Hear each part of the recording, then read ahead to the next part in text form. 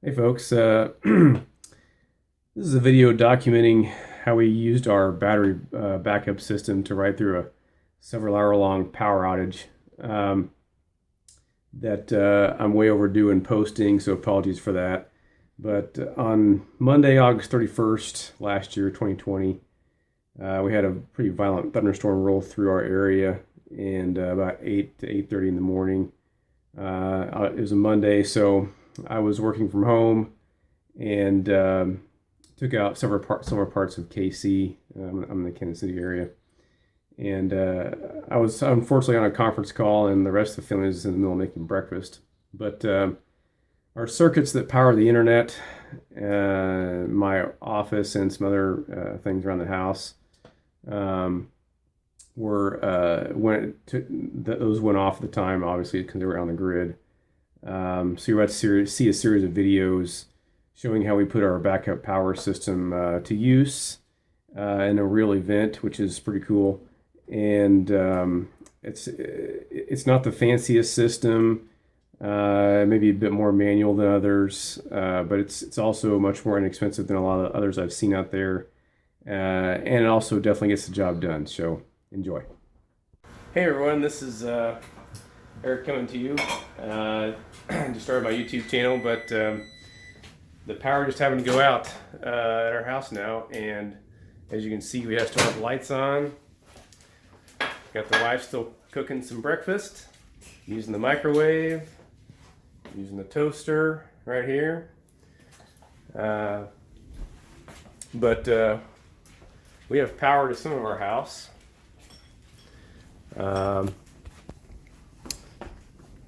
Like so, but I didn't power the upstairs. But yeah, we still living life relatively comfortably. Batteries are about 40%, and just able to do some normal things still. So got about 200 amp hours of 24-volt batteries, and got about down to about 115 amp hours. Hopefully you can see that right there on the Victron. Only pulling about 100 watts right now for all the stuff that we're powering, but got the internet on, got lights in the house, we're still eating food. I can power the fridges if I want, but I've turned the fridges off. We're at about 26 volts. We were using the toaster, was using about 1,000 watts here, but I got that off now and ran the microwave just fine. So these Battleborn batteries are fantastic, and I'm just able to do normal things like normal for a while. And if we get too low, I'll just turn on my generator we got out here in the garage, which I can power, but I don't have power right now. So I don't have my flashlight, but anyway, got a generator out there in the garage. If we get low, got plenty of gas, so it's good to be prepared. But I just wanted to give you a little update there.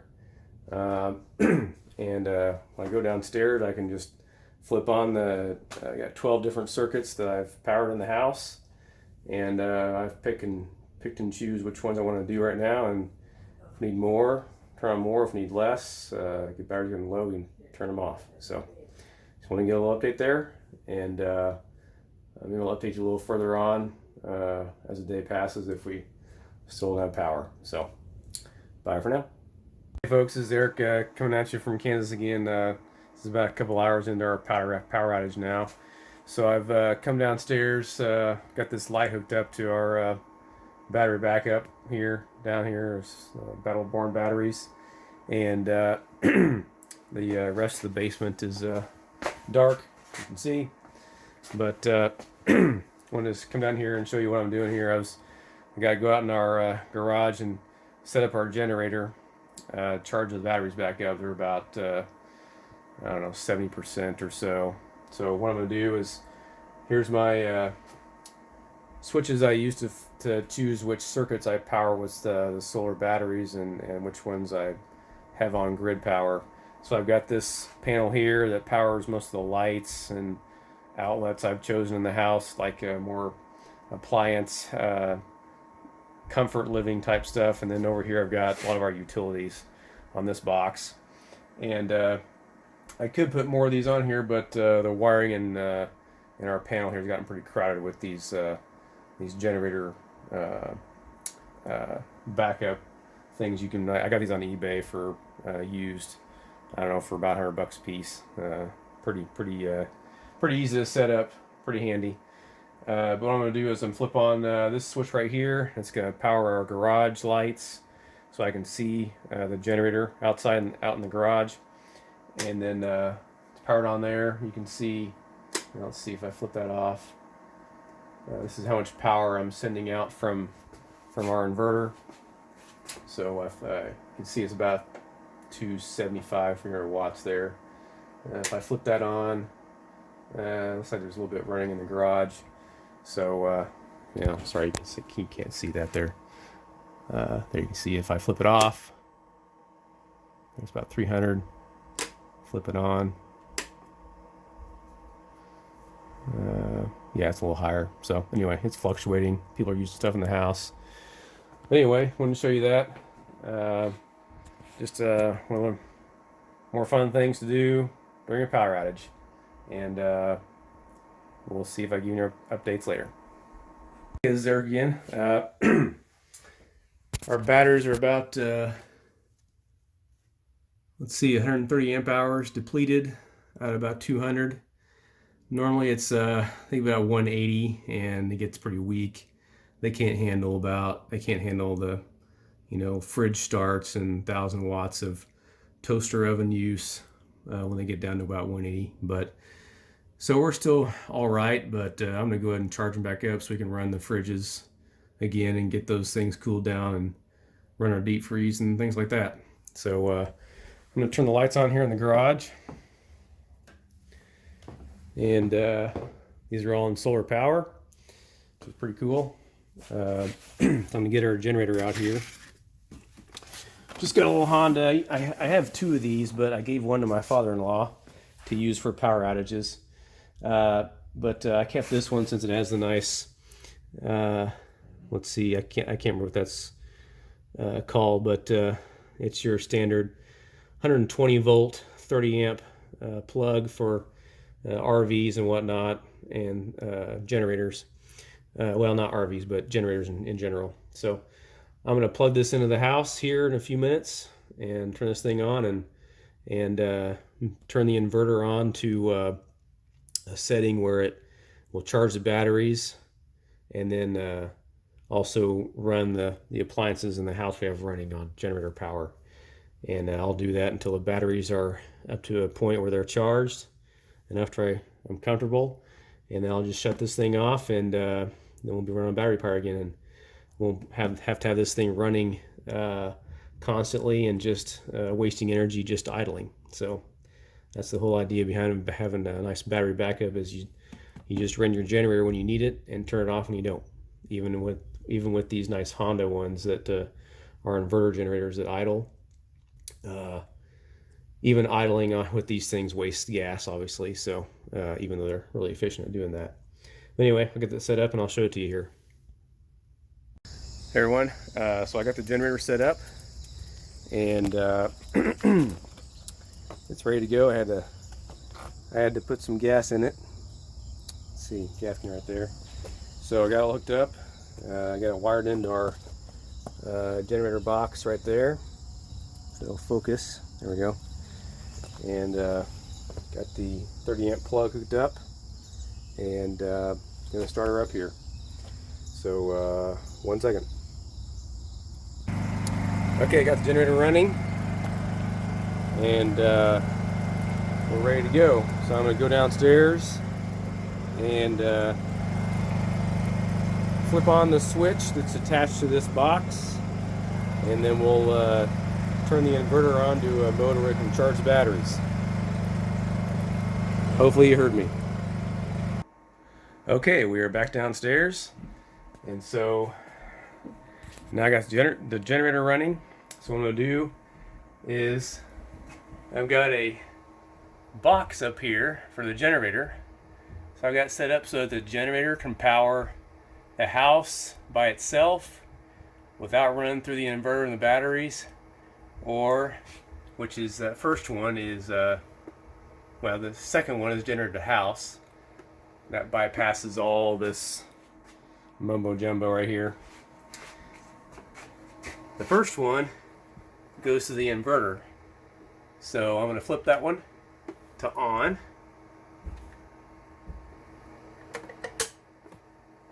And that's going to send power to the inverter charger here. And so now it's still set up to be in inverting mode, so it's not going to do anything right now, but this inverter knows that there's power from the generator now. That's good power. So now we're going to go upstairs and we're going to flip it on to generator power and charge the batteries. So it's still a little sprinkly outside, pretty cloudy, but we are getting some solar power, 18 watts. Yippee. So anyway, we'll talk to you in a minute. Okay, we're back in our laundry room. So what I'm going to do is, this is the inverter control panel that came with, well, you have to buy it separately from Samlex. I have a Samlex Evo 4024 inverter charger. But this is the control panel. So it looks like we're pulling quite a bit from it right now. 500 watts. It was down to 100. Hopefully you can see that. So I'm going to go, let's see, to the menu here. Go to where I can change it to being in, they call it normal mode. Let's see, I'm in online mode, is number 1. So I'm going to hold down that. Whoops, it's logging some data there. Okay. Down into normal mode. Success. And you see that start blinking, and the inverter is going to ramp up. If I can't hear it, but I can hear it outside. So go back. So it's got generator is at 60 hertz. It's set up to charge at 20 amps with the generator. So that's about 500 watts going back into the batteries. And the generator just ramped up. So we got 20 amps going in the batteries. And we're still putting out 200 some watts to the house. So we're charging the batteries and we're still running the house on the backup power. So now let's look. Oh, see that our Victron meter there went up instead of down. So that's good. Hopefully that's focused. Let's see here. So if I go back up, yeah, we're putting about 500 watts in the batteries, 20 amps. There we go. Charging them back up. Getting about 11 watts of solar. Yippee. All right. So we'll let this run for, oh shoot, we'll probably need 3 or 4 hours to charge back up. And then we'll see where we're at. And I'll probably shut the generator off that time. And we'll see how much longer we're off that power. And there, so what I forgot to do that day is make another video showing that the power came back on, which occurred about around the noon hour of that day. And so the power was out for a good 4 hours or so. It's not terribly long, but long enough to where it gets you kind of up in arms. But it was much less than what we've seen in Texas recently, and we could have kept going for quite a few more days on a combination of solar power and our backup generator, which is very reassuring. It's nice to have that available to us. And in between those videos that you just saw, I actually continued to work from home on our backup power system, along with the family just going about their daily routine. So it worked out pretty well, and we were able to stay pretty productive that day in the morning when power was still out. And it turned out, what could have been a huge interference in our day, and it turned out to be a pretty minor inconvenience. Just flipping some switches around, I had to run an extension cord in my office, things like that. Um, but going back to that day, as I mentioned previously, I didn't have my work computer set up on backup power, which is why I had to run a cord into my office. The circuit for this the bedroom in my office here, it's not on our circuit, so I had to run an extension cord from the room. But once we got that figured out and the internet turned back on or on backup power, we were up and running again along with other parts of the house. So anyway, it was great to have been prepared for that and allowed my family to continue to do things normally, eat breakfast, go about our regular activities that day, and with me continue to work. So I'll be able to be productive for the company I work for as well. So